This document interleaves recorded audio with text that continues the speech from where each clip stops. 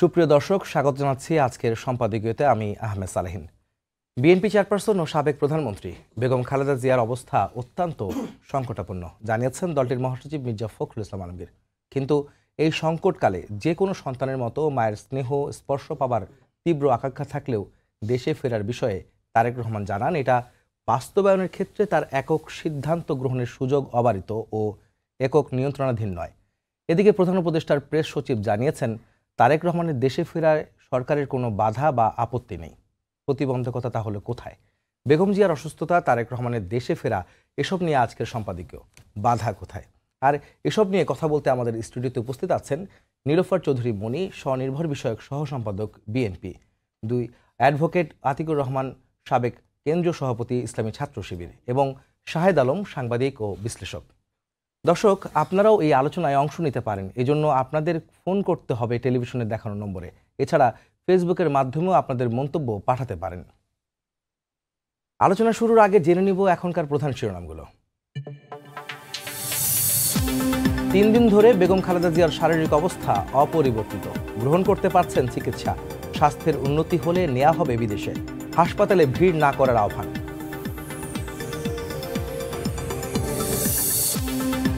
রাজনৈতিক বাস্তবতা প্রত্যাশিত পর্যায়ে এলেই দেশে ফেরার আশা তারেক রহমানের। ফেসবুক পোস্ট ঘিরে আলোচনা, কোনো বাধা আপত্তি নেই সরকারের।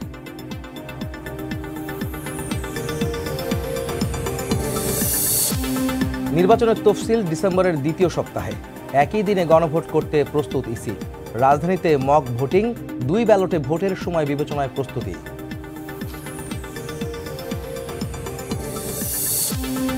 নির্বাচন ঘিরে নতুন জোট গঠনে দৌড়ঝাঁপ। বিএনপি ও জামাতের মোর্চা দৃশ্যমান, অপেক্ষায় আরও 2টি। দ্বিধাদ্বন্দ্বে এনসিপি, তফসিলের পর আসন সমঝোতার আশা। এবং লুটপাটের শাস্তি চায় বিএনপি। প্রতিষ্ঠান বন্ধে সমাধান দেখছেন না নেতারা।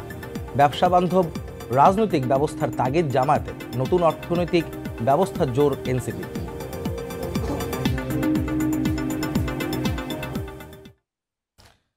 দর্শক, আজকে যে বিষয়টি রয়েছে যে বিএনপি চেয়ারপারসন এবং সাবেক প্রধানমন্ত্রী বেগম খালেদা জিয়ার শারীরিক অবস্থা এবং তার বিদেশে চিকিৎসা হবে কি হবে না, বা দেশে চিকিৎসা নেবেন কিনা, এবং একই সঙ্গে তার বড় ছেলে বিএনপির ভারপ্রাপ্ত চেয়ারম্যান তারেক রহমান দেশে ফিরতে পারছেন না কেন বা কবে ফিরবেন, সেসব বিষয় নিয়ে আজকের আমাদের সম্পাদকীয়। প্রথমে আমি জানতে চাই যে বিএনপি যিনি রয়েছেন নীলোফার চৌধুরী মনি আপা, আমি স্বাগত জানাচ্ছি আমাদের সম্পাদকীয়তে। আমি প্রশ্ন রাখবো আপনার কাছে, বেগম জিয়ার বর্তমান শারীরিক অবস্থা। কিছুক্ষণ আগে তার মেডিকেল বোর্ডের সদস্য, ব্যক্তিগত চিকিৎসক এবং স্থায়ী কমিটির সদস্য এজেডএম জাহিদ হোসেন জানিয়েছেন যে তার শারীরিক অবস্থা এবং মেডিকেল বোর্ডের সিদ্ধান্ত বা সুপারিশের পরই তারা সিদ্ধান্ত নেবেন বেগম জিয়াকে বিদেশে চিকিৎসা নেওয়া হতে পারে কিনা।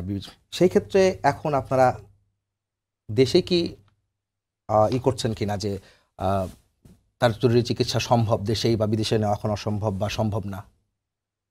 ধন্যবাদ আপনাকে। যারা শুনছেন আমার শুভেচ্ছা এবং আমার সহালোচকবৃন্দদের সবের শুভেচ্ছা। দেশনেত্রী বেগম খালেদা জিয়া বাংলাদেশের জন্য যতটুকু করেছেন, যতটুকু দিয়েছেন এই দেশটাকে, হয়তো উনি না থাকলে এই দেশের আরও অনেক ধরনের সর্বনাশ হতে পারত, যেটা কিন্তু সাধারণ জনগণ এবং আমি বিভিন্ন রাজনীতিবিদদের খোদ সরকারও স্বীকার করেছেন এবং তার জন্য যে সহানুভূতি দেখিয়েছেন, তার রোগ মুক্তির জন্য দোয়া করেছেন। আমি আমার দলের পক্ষ থেকে, ব্যক্তিগত পক্ষ থেকে আমি তাদেরকে ধন্যবাদ জানাচ্ছি। পাশাপাশি এইটুকু আমি বলতে চাই যে তার শারীরিক অবস্থা এতটাই অবনতির দিকে যে তাকে উন্নত চিকিৎসার জন্য এখন নেওয়া যাচ্ছে না। এটা আপনি নিশ্চয়ই, আপনারা সবাই অবগত। আমাদের ওইখানে প্রেসে জানিয়েছেন জাহিদ ভাই, আপনার এতটাই অবনতি যে ওনাকে আপনার বিদেশে নেওয়া সম্ভব না। তো যদি শারীরিকভাবে সম্ভব না হয়, বিকল্প ব্যবস্থা তো করতে হবে। বিকল্প ব্যবস্থা দেশের যেটুকুই থাকুক না কেন সেইটুকুই দিয়েই কাজ করতে হবে। তো যোগ করি, জাহিদ সাহেব কিন্তু মাত্র বলেছেন, এই ব্রিফিংয়ে বলেছিলেন যে বিশ্বের সবচেয়ে ভালো চিকিৎসা যেটা করা যায় সেই চিকিৎসা ব্যবস্থা এখন রিভার কেয়ার হাসপাতালে সেটি তাকে দেওয়া হচ্ছে, অর্থাৎ বেগম জিয়াকে সেই চিকিৎসা দেওয়া হচ্ছে এবং তিনি সেই চিকিৎসা গ্রহণ করছেন। বাকিটা আপনি বলবেন। জি, এটা জাহিদ ভাই বলেছেন। জাহিদ ভাই ডাক্তার, সে অনেক বেশি জানেন। তবে সাধারণ আমরাও যে বিভিন্ন জার্নাল টার্নাল পড়ে যেটুকু বুঝি যে উন্নত দেশের যে হসপিটালগুলো তাদের অপশনটা এমন থাকে, ওনার অনেকগুলো অর্গান কিন্তু অকেজোর মতো, সে একসাথে অনেকগুলো ট্রিটমেন্ট হয়তো দেওয়া সম্ভব হয় এবং বয়স বিবেচনা করে, যেটা বাংলাদেশের এইখানে আছে কিনা আমি জানি না। যদি থাকতো গত 3 দিনে কিন্তু আমরা ওইভাবে আশানুরূপ রেজাল্ট দেখতে পাচ্ছি না। তো ওনার বয়স, ওনার স্বৈরশাসকের সময় অত্যাচার, নিপীড়ন, এবং বলা হয় যে ওনাকে স্লো পয়জনিং করা হয়েছে। যে স্লো পয়জনিংটা একটা হতে পারে যে একটা ইয়াং যদি ছেলে মেয়ে হতো তাহলে হয়তো বা সে আরও কিছুটা সারভাইভ করতে পারতো, যেহেতু উনি এমনিতেও অনেকগুলো রোগ নিয়ে ছিলেন। ওনার আর্থাইটিস ছিল, ওনার লিভারের ছিল সমস্যা, ডায়াবেটিসের সমস্যা ছিল, হাই প্রেশারের সমস্যা আছে, ওনার হার্টেরও এখন সমস্যা আছে। তো এই যে এতগুলো সমস্যা নিয়ে ওনার হয়তো বা প্রপার কোনো ট্রিটমেন্ট পায় নাই।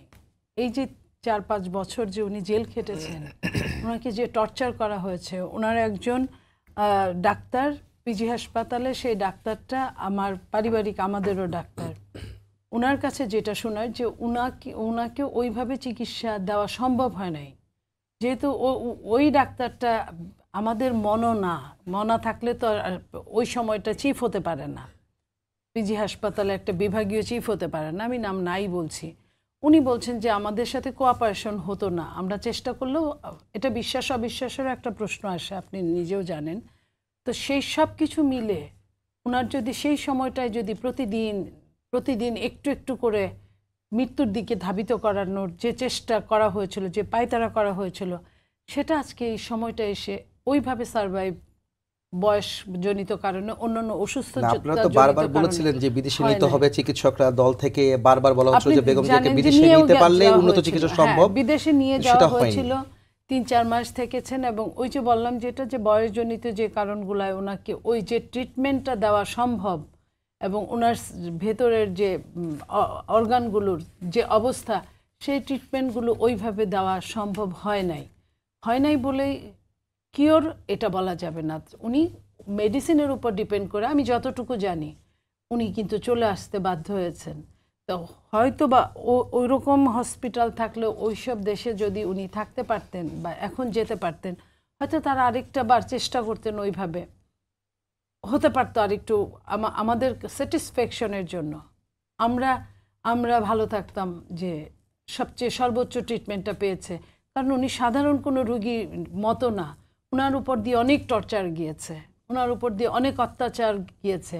তো সেই হিসেবে উনি এই সময়টায় ওনার জন্য একটা ডেঞ্জারাস যে মোমেন্টটার মধ্যে দিয়ে উনি জার্নি করছেন, এই জার্নির জন্য সমস্ত দেশবাসীর কাছে আমরা কায়মনো বাক্যে দোয়া চাই। পাশাপাশি আমরা বলতে চাই যে মহান রাব্বুল আলামিন যেন ওনাকে সুস্থতার দিকে নিয়ে যান, এবং অন্তত পক্ষে বাইরে নিয়ে গিয়ে ওনার যে অবস্থাগুলো, সেটার যেন আমরা ভালো ট্রিটমেন্টটা করাতে পারি, সেই ব্যবস্থার জন্য দোয়া করছি। আমরা দেশবাসীও দোয়া করেছে সাথে, এবং আমরা দোয়া চাইছি। সঙ্গে একটা সম্পূর্ণ প্রশ্ন করতে, সেটা হচ্ছে যে তার বড় ছেলে তারেক রহমান, বিএনপি ভারপ্রাপ্ত চেয়ারম্যান আপনার দলের, তিনি কিন্তু আজকে একটা পোস্ট করেছেন সকালে, আমরা দেখেছি, যেখানে তিনি বলেছেন যে মানে এমন সংকটকালে মায়ের স্নেহ স্পর্শ পাবার তীব্র আকাঙ্ক্ষা যে এখন সন্তানের মতোই আমারও রয়েছে, কিন্তু অন্য আর সবার মতো এটা বাস্তবায়নের ক্ষেত্রে আমার একক সিদ্ধান্ত গ্রহণের সুযোগ অবারিত ও একক নিয়ন্ত্রণাধীন নয়। আসলে কেন সিদ্ধান্ত তিনি একা নিতে পারছেন না, বা নিয়ন্ত্রণ আসলে কোথায়? এই যে এই প্রশ্নটাই কিন্তু আজকে 100 বছর 1.5 বছর যাবৎ ঘুরপাক খাচ্ছে। উনি কবে আসবেন, কখন আসবেন, আপনাদের বিভিন্ন প্রশ্ন বানে আমরা জর্জরিত, উনি জর্জরিত। একটা ভদ্রতার মধ্যে থাকলে যা হয়, উনি যে ভদ্রতাটা মেনটেন করেন, সেখান থেকে উনি জাতিকে দুঃখ দিতে চান নাই।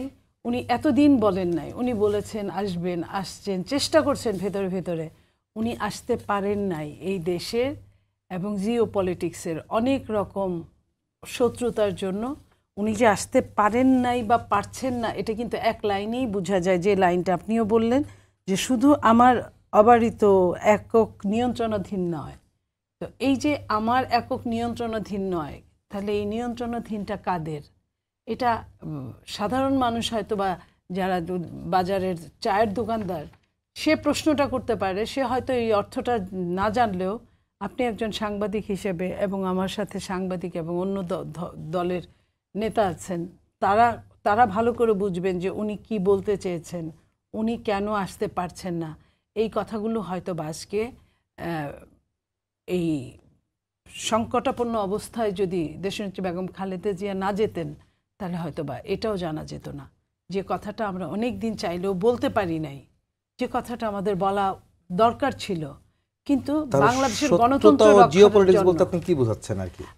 আমি বুঝাচ্ছি, যারা মনে করে বিএনপিকে মাইনাস করতে পারলে আমরা ক্ষমতায় যাব, তাদের একটা ইন্ধন আছে। যারা মনে করে বিএনপি না আসতে পারলে, বিএনপি মানেই এখন আপনিও জানেন আমিও জানি যে আমাদের দেশনেত্রী বেগম খালেদা জিয়া যে অবস্থায়, অসুখের মধ্যে দিয়ে উনি ওইভাবে দেশ পরিচালনায় ওইভাবে সারভাইভ অন্য সময়ের আগে বিগত দিনের মতো পারবেন না। তো সেইখানে যিনি পারবেন, যিনি পারার কথা, যিনি পারার জন্য বহু বছর কাজ করছেন, তো ওনাকে যদি আটকানো যায় ছলে বলে কৌশলে যে কোনোভাবে, তাহলেই তো পোয়াবারো। যারা বিভিন্নভাবে অপরাজনীতির মাধ্যমে যারা ক্ষমতায় বসতে চায়, আসতে চায়, তারা যেমন করছেন, পাশাপাশি যারা -2 ফর্মুলার আপনার রচয়িতা ছিলেন, তারা কিন্তু এখনো বসে নাই। তাদের হাত পা মাথা সব কিছু চলে এবং অনেকের চেয়ে বেশি পরিমাণে চলে। তারাও ওরকম করছেন। এবং বিশ্বের মোড়লরা, যে মোড়লরা এই দেশ নিয়ে অনেক রকম হিসাব নিকেশ করেন, আমার দেশের মাটি অনেকের জন্য অনেক রকম স্বপ্নের একটা বাস্তবায়নের ফর্মুলা, তো সেইখানে তারা তাদের মতো বসে নাই। কারণ এই দেশটায় যত আপনার কি বলে দুর্বল সরকার থাকে, আপনার বাইরের লোকদের জন্য অনেকটা অ্যানিম্যাল, যে জিওগ্রাফি চ্যানেলের মতো, যে বড় বড়টা তার ছোটটাকে খায়, তার ছোটটা তার ছোটটাকে খায়, এইভাবেই কিন্তু চলে। তো বাংলাদেশের মানে রাজনৈতিক ব্যবস্থাটা এবং আগামী দিনের আপনার রাষ্ট্র পরিচালনার ব্যবস্থাটা এরকম পর্যায়ে গিয়েছে যে দুর্বল অথবা মৌলবাদ, চরম মৌলবাদ, ধর্মকে প্রাধান্য করে যারা রাজনীতি করে, তারা এই টাইপের মানুষ দিয়ে যাতে কাজ করালে এই দেশের অনেক কিছুই, যেমন ধরেন যেদিন শেখ হাসিনা রায় বের হলো, আমি লাইন শেষ করছি, সেই দিনই কিন্তু আপনার চিটাগাংয়ের একটা পোর্ট নিয়ে কাহিনী হলো। আগের দিন বা পরের দিন হতে পারতো, সেটা কিন্তু হয় নাই। ঠিক এই জন্য বিএনপি থাকলে অনেকের জন্য সমস্যা, সেই সমস্যাগুলো যাতে না হয় এবং বিএনপির মতো একটা দল যাতে এই দেশে সমৃদ্ধির জন্য কাজ করতে না পারে, সেই জন্য এই ব্যবস্থাগুলো করছে ষড়যন্ত্রকারীরা। জি, আমি যাবো একটু শাহেদ ভাই আপনার কাছে আসছি। এর আগে যাব হচ্ছে যে অ্যাডভোকেট আতিকুর রহমান, জামাতের নেতা। আমাকে একটু বলবেন যে আপনারা তো দোয়া করছেন বেগম জিয়ার জন্য এবং দেখতেও যাচ্ছেন এবং সব রাজনৈতিক দলরাও দেখতে গিয়েছে, অনেক নেতারা গিয়েছেন। বেগম জিয়ার শারীরিক অসুস্থতা রাজনীতিতে কোনো প্রভাব পড়বে কিনা, বা এখন যে অবস্থায় আছেন তিনি, তাতে করে যে মানে সবার মধ্যে একটা উদ্বেগ তৈরি হয়েছে, জামাত কি মনে করে এবং আপনারা কি মনে করেন, রাজনীতিতে কোনো প্রভাব ফেলবে কিনা তার এই অসুস্থতা এবং এই সংকটাপন্ন অবস্থা? জি, ধন্যবাদ আপনাকে, ধন্যবাদ আমাদের সহ আলোচক এবং দেশবাসী যারা শুনছেন, সবাইকে আমরা সালাম এবং শুভেচ্ছা জানাচ্ছি। দেখুন, গত 3 দিন ধরে সারা দেশের কোটি কোটি মানুষের মতো আমরাও কিন্তু উদ্বেগ উৎকণ্ঠার মধ্যে আছি। বাংলাদেশের যেই কজন নেত্রী জনপ্রিয়তা অর্জন করেছেন সবচেয়ে বেশি, তার মধ্যে খালেদা জিয়া অন্যতম। আমরা মনে করি তিনি যতদিন পর্যন্ত রাজনীতিতে সক্রিয় ছিলেন, এই দেশের ইসলাম এবং তিনি একটা ঐক্য ছিলেন, জাতীয়তাবাদী ঐক্য ছিলেন। ইসলাম এবং জাতীয়তাবাদী শক্তির ঐক্যের প্রতীক হলেন বেগম খালেদা জিয়া, এবং দীর্ঘ 20 বছর পর্যন্ত তার নেতৃত্বে কিন্তু সেই জোটটা সেখানে সক্রিয় ছিল।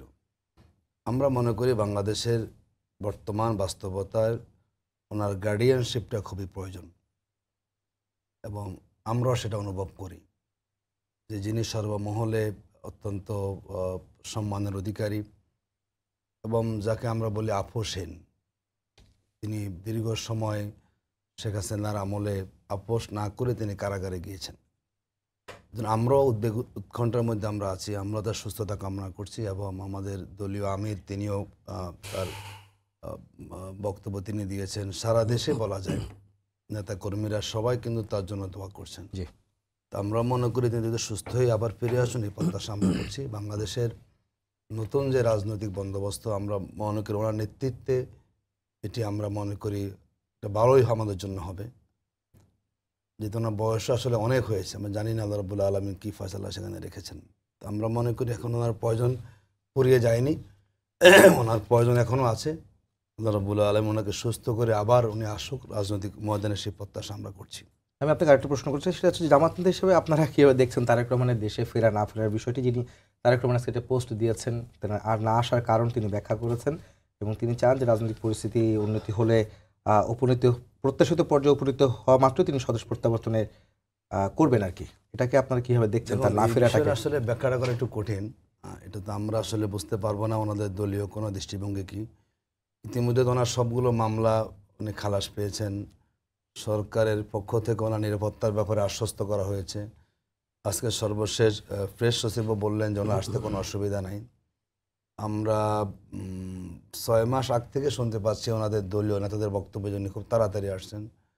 নভেম্বর মাসের শুরুর দিকেও কিন্তু আমরা শুনেছি তিনি নভেম্বরের শেষ দিকে আসবেন। এটা নিয়ে একটা ক্যাম্পেইনও কিন্তু মিডিয়াতে আমরা দেখেছি। আবার আমরা মাঝামাঝি শুনলাম তিনি আসছেন না।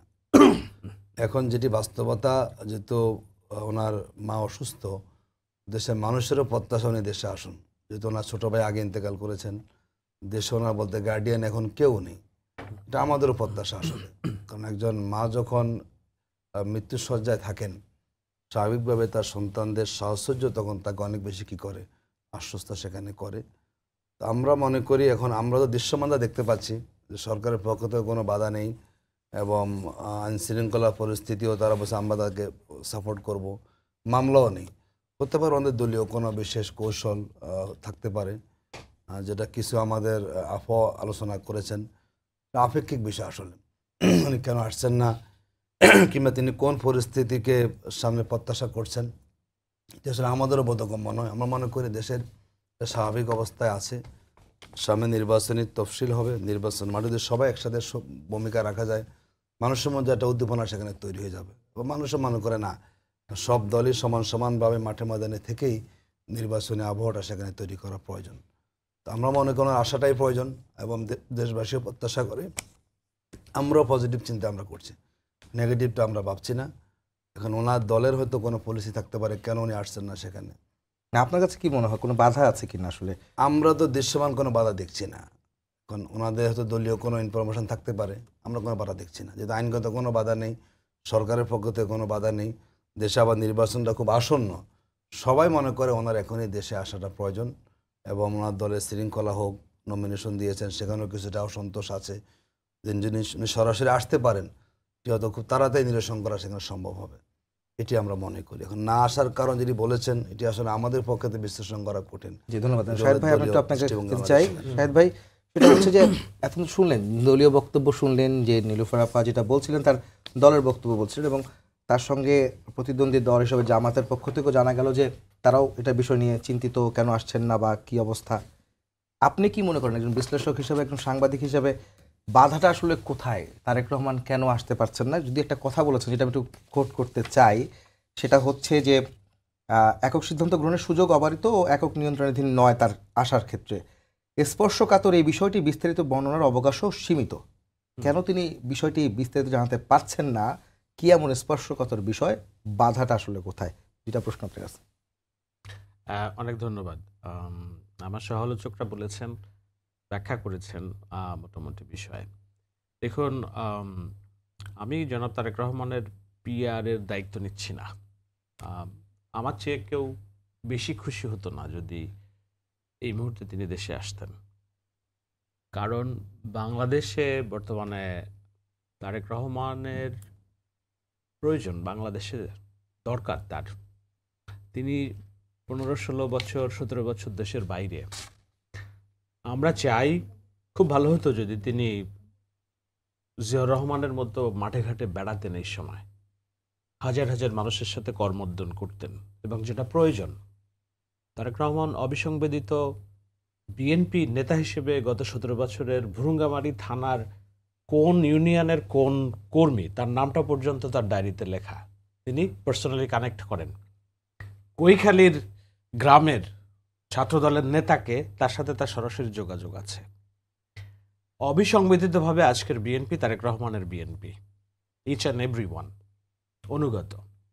কিন্তু সারা বাংলাদেশের 18 কোটি মানুষের সাথে তার সংযোগের যে সুযোগ, সেটা হচ্ছে এই নির্বাচন। সেই নির্বাচনে আমি ব্যক্তিগতভাবে চাই তিনি জিয়াউর রহমানের মতো মাঠে ঘাট চষে বেড়াবেন, হাঁটবেন, মানুষের সাথে কর্মোদ্যম করবেন। অবিসংবাদিত বিএনপির নেতৃত্ব থেকে অবিসংবিদিতভাবে বাংলার মানুষের নেতা হিসেবে তার যে প্রত্যাবর্তন কিংবা যে ধাপটা আছে, সেখানে এই নির্বাচন সময় পর্যন্তটা আমি মনে করি খুব অল্প সময়। একটা মানুষ 17 বছর আসার, দেশে থাকার পর, বাইরে থাকার পর এই দেশে এসে আবহাওয়া অ্যাডজাস্ট করতেও সময় লেগে যায়, জড়তা অ্যাডজাস্ট করতেও সময় লেগে যায়। সুতরাং বাংলাদেশের মানুষ খুব কম সময় পাবে তাকে সামনাসামনি দেখতে। আর যদি ক্ষমতা কিংবা নির্বাচনে তারা ম্যান্ডেট পায়, সেক্ষেত্রে তো সেই সুযোগ থাকবেই। কিন্তু আমি বললাম যে আমার চেয়ে হয়তো বেশি কেউ দুঃখিত, খুশি হতো না। কিন্তু আমরা কি বাস্তবতা জানি? কোন বাস্তবতায় জনাব তারেক রহমান গত 17টা বছর পার করছেন? আজকে একবার ভাবুন তো, খোদা না করুক বেগম জিয়া নেই আমাদের মাঝে। আমি বলছি খোদা না করুক, আমরা সবাই চাই যে তিনি থাকুন। আরেকবার ভাবুন তো যে বাংলাদেশে গত 1 মাসে ঢাকা শহরে গড়ে 19 জন করে মাসে খুন হয়েছেন। পরশুদিনও একজন খুন হয়েছেন। একটা খুনের বিচার আমরা করতে পেরেছি? বাংলাদেশের এমন একটা রাজনীতি, যখন প্রতিপক্ষ রাজনীতি যারা করছেন তারা মব বাজ হিসেবে প্রতিষ্ঠিত, সবকিছুকেই মব হিসেবে বৈধতা দেওয়া, এমনকি সরকারের যিনি প্রেস সচিব আছেন তিনি এটাকে জনগণের অভিপ্রায় হিসেবে মবকে আইনি বৈধতা দিয়েছেন। সেই দেশে ঢাকা শহরে মাসে গড়ে 20 জন করে খুন হচ্ছে। সেই শহরে জনাব তারেক রহমানকে যদি আমরা হারিয়ে ফেলি, হোয়ার ইজ বাংলাদেশ? এই বাংলাদেশের আপামার জনসাধারণের ভরসার জায়গাটাকে কোথায়? এই প্রশ্নগুলো খুব জরুরি করা, প্রথম কথা। দ্বিতীয় কথা হচ্ছে, আমি এই জন্য বলছি যে আমার চেয়ে বেশি কেউ খুশি হতো না, কিন্তু বাস্তবতা আমাদের দেখতে হচ্ছে কোথায়। সেটা হলো, আমি একটা ছবি দেখাবো, যদি আপনার ক্যামেরাম্যান এই ছবিটা দেখাতে পারেন। সেটা হলো যে 2007 সাল তারেক রহমানের উপরে যে অমানসিক নির্যাতন হয়, এই ছবিগুলো আপনারা দেখতে পাচ্ছেন। এই ছবিটা দেখেন, তার শরীর এবং অঙ্গ প্রত্যঙ্গ প্রত্যেকটা ভেঙে দেওয়া হয়। সেই ব্যথা কিন্তু তিনি এখনো নিয়ে বেড়াচ্ছেন, আমি যতটুকু জানি।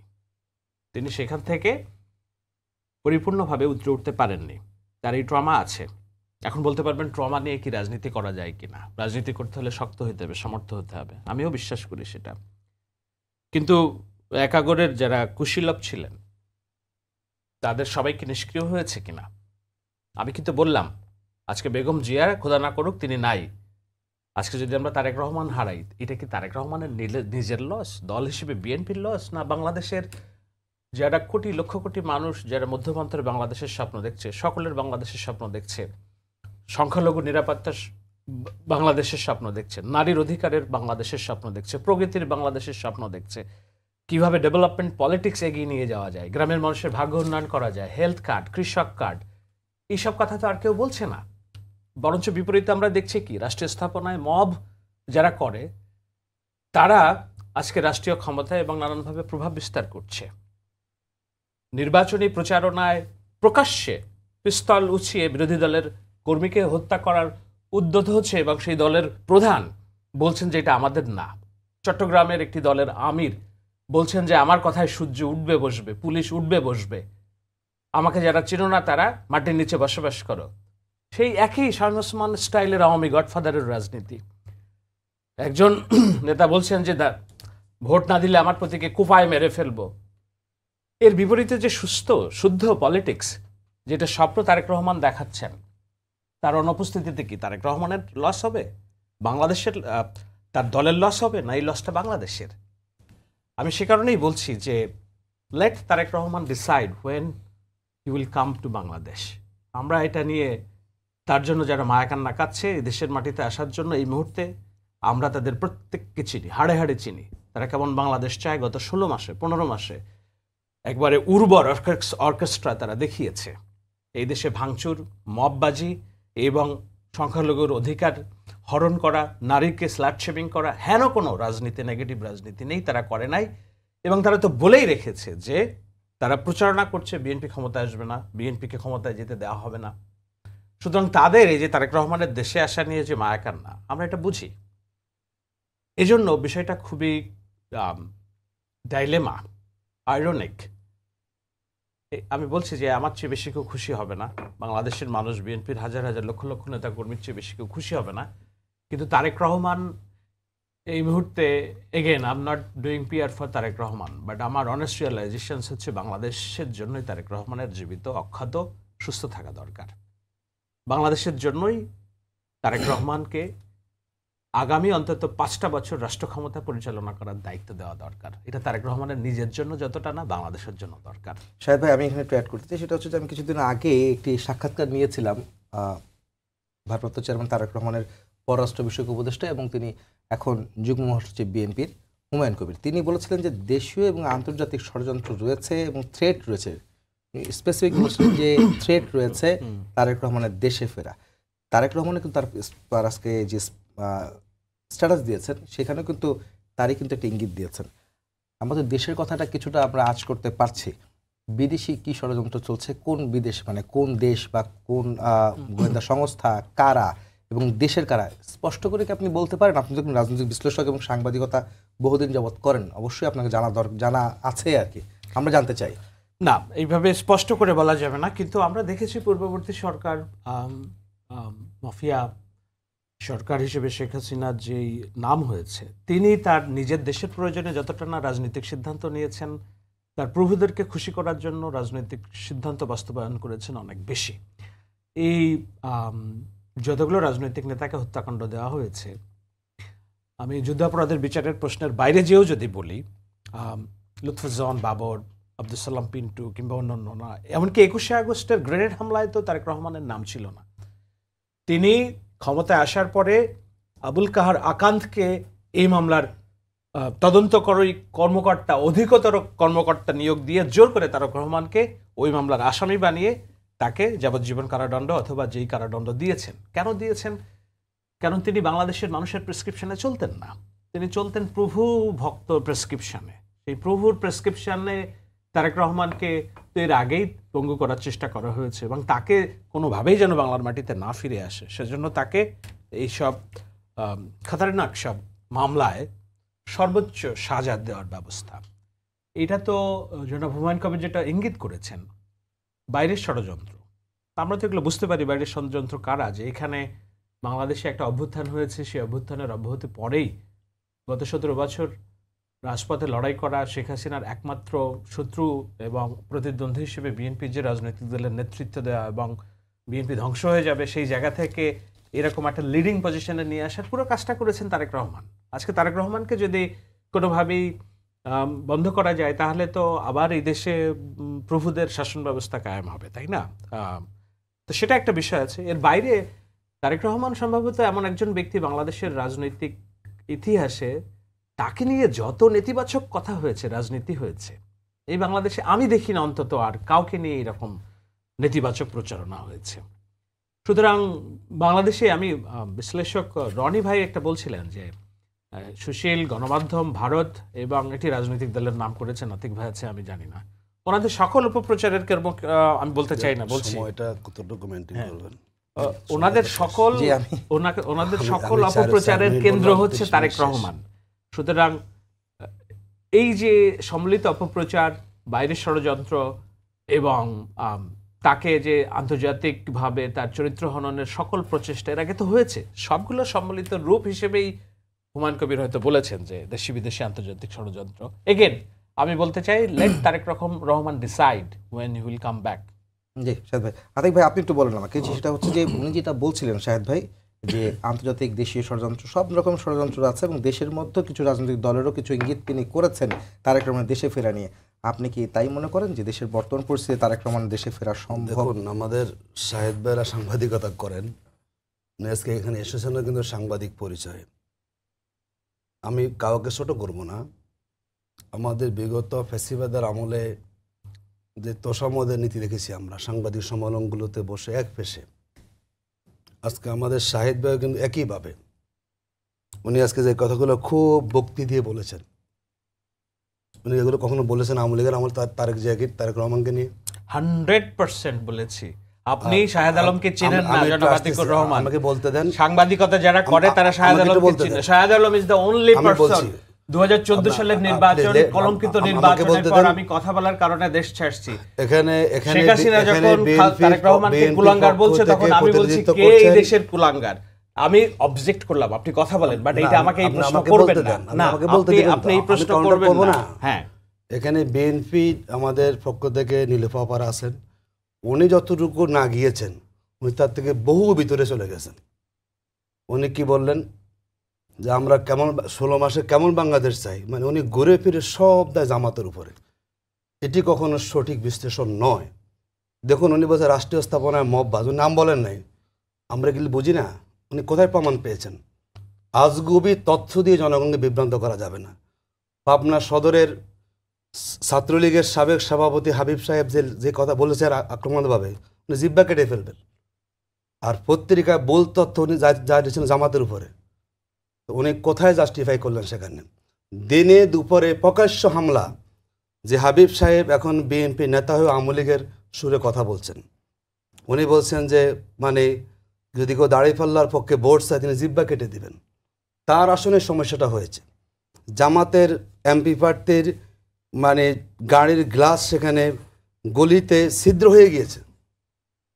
আমরা দেখলাম রাতের বেলায় বিএনপির অফিস থেকেও একদম দায় সারা গোছের।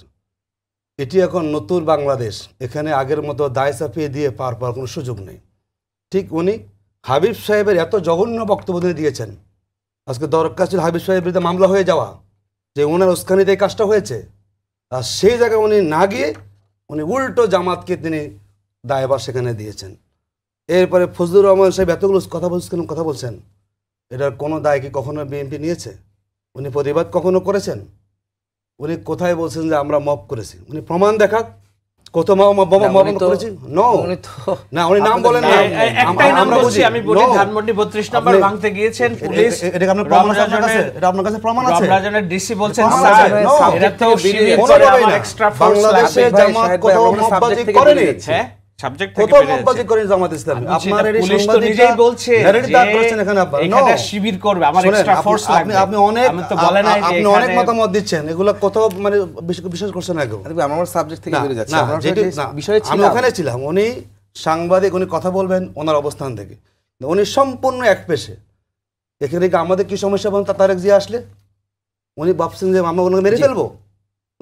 উনি বুঝতে যে আমরা চাচ্ছি না। আপনি যেটা বলেছেন, আমি সেটা বলি আপনার কাছে মনে হচ্ছে আমরা একমাত্র সমস্যা, এটি কেন বলবেন আপনি? বাংলাদেশে এই নতুন বাংলাদেশে আওয়ামী স্টাইলে এখানে বয়ান দেওয়া যাবে না। আমরা মনে করি সবার বাংলাদেশে আমি মনিয়া প্রকাশ এখানে চাই কেউ সেটা কারো হচ্ছে উপর এরকম দায় চাপিয়ে দিয়ে শাহেদ ভাই যেটা কখনো কাজ বলছিলেন করা যাবে যে না সেখানে। দেশীয় আন্তর্জাতিক ষড়যন্ত্রের বিষয়টা স্পষ্ট, এবং একই সঙ্গে আতিক ভাইও বলছেন যে তারেক রহমান আসলে কোনো সমস্যা নেই, জামাতের পক্ষ থেকে কোনো দলের সমস্যা নেই, সেটি তিনি বলছেন। আপনি কি মনে করেন যে এখনো ষড়যন্ত্রকারীরা তারা মানে অর্থাৎ 1/11 সময়কার যে কুশলীরা রয়েছে তারা এখনো সক্রিয় রয়েছে, আন্তর্জাতিক যে ষড়যন্ত্র সেটিও সক্রিয় রয়েছে? এটা তো বলার অপেক্ষাই থাকে না। আপনি দেখেন বিএনপির মহাসচিব একের অধিকবার কিন্তু এর মধ্যে 2-4 মাসের মধ্যেই বলেছে যে -2 ফর্মুলা এখনো চলমান। শুধু তাই না, আরো অনেকেই বলেছে, অনেক অ্যাক্টিভিজম যারা করেন তারা বলেছেন, যারা ইউটিউবার তারা বলেছেন। তো আমি সেই জায়গায় বলতে চাই যে আপনার ষড়যন্ত্রের আরেকটা কথা যেটা শাহেদ ভাই বলতে ভুলে গেছেন, সেটা হলো যে লন্ডনে একজন লোক ধরা পড়েছিল, বাংলাদেশের একজন শীর্ষ সন্ত্রাসী, নিশ্চয়ই আপনার মনে আছে, সুব্রত সম্ভবত না? আপনার ধরা পড়লো, যে ধরা পড়ার পরে তাকে যখন রিমান্ডে নেওয়া হলো সে তখন বলল যে সে আমি হ্যাঁ ঠিক আছে, সে বলল যে তারেক রহমান সাহেবকে সে হত্যা করার জন্যই সে গিয়েছে। এই যে এই সময়টা, এই যে একটা রেভলিউশনের পরের সময়টা, এই কথা বলার পরে কি বলার অপেক্ষা থাকে যে উনি এখানে আসলে কোনো সমস্যার মধ্যে পড়বেন না? ধন্যবাদ আপনাকে, আমরা আপনার কথা বুঝতে পেরেছি। সবাইকে ধন্যবাদ জানিয়ে শেষ করছি আজকের সম্পাদকীয়। আগামীকাল আবার দেখা হবে একই সময়। শুভরাত্রি।